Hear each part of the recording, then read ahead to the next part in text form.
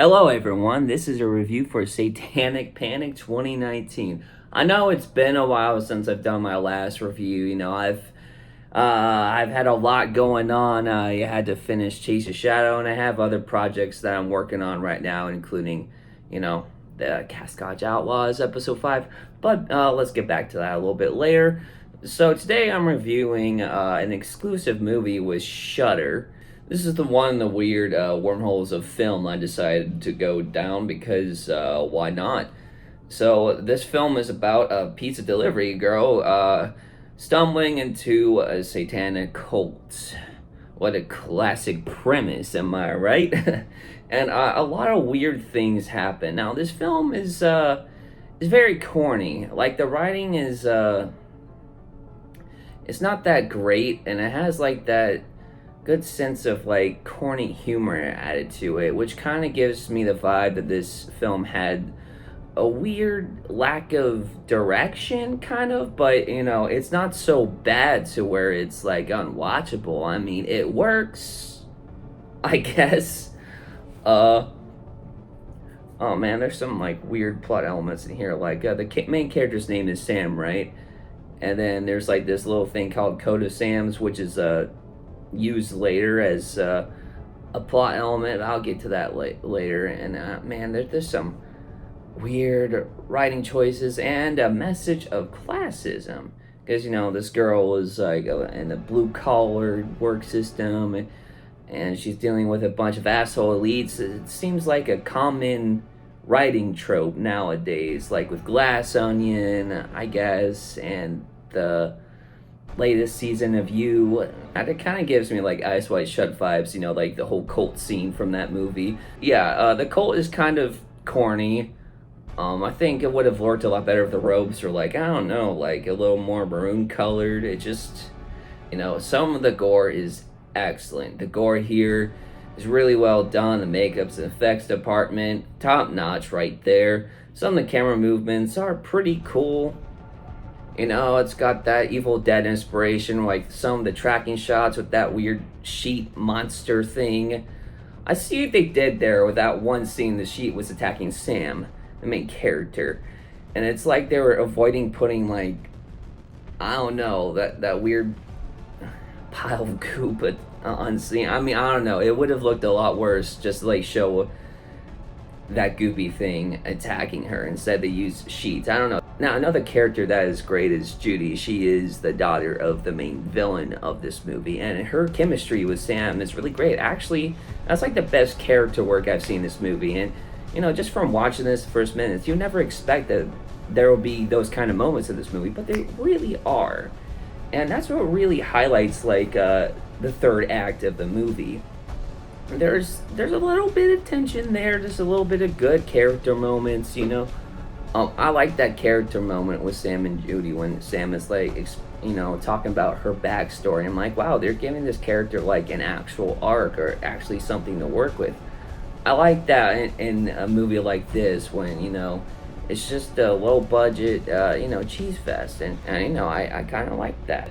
Towards the end, there's like the ritual scene. The main villain gets stabbed in the head and she's miraculously comes back to life somehow.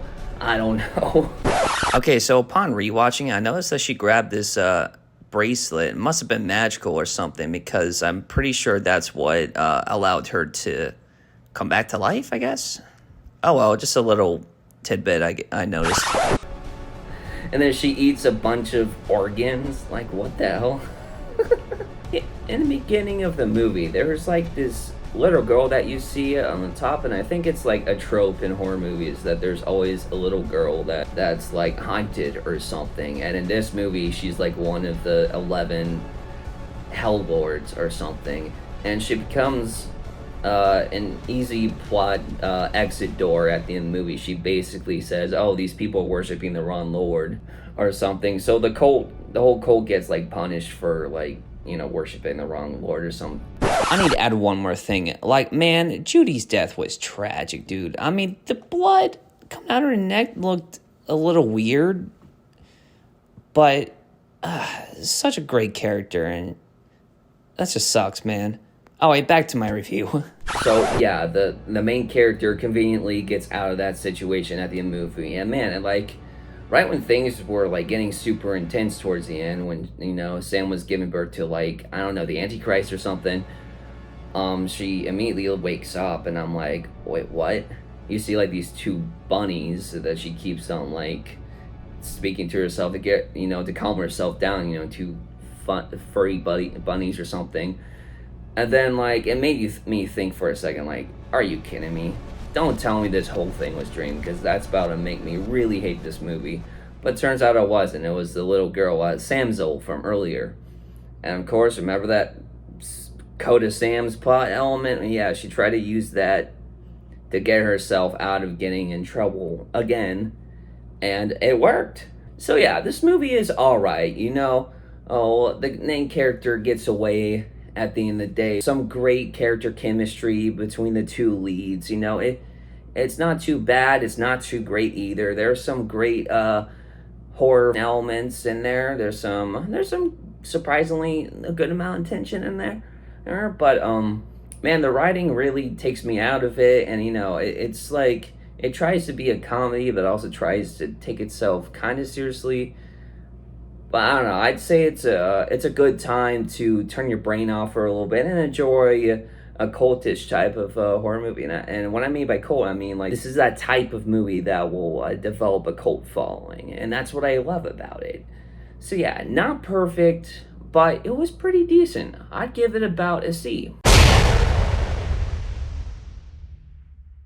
And that is my obscure film category. Now, I'm going to review more films in the future. I have just reached 105 subscribers, which is amazing. Great achievement for the channel. Now, I want to get to 1,000 eventually. I don't know how long that will take, but I'm going to keep on making content for you guys. And, the Cascouch Outlaws Episode 5, that is coming soon. I don't know when it's going to be posted or anything. Production just got started for it. It's taken me a while to really get this project going. And of course, Partners in Crime Part 2, I'm not sure when that's going to come out either, but I'll keep you guys updated on that. Great return for the channel. See you guys around.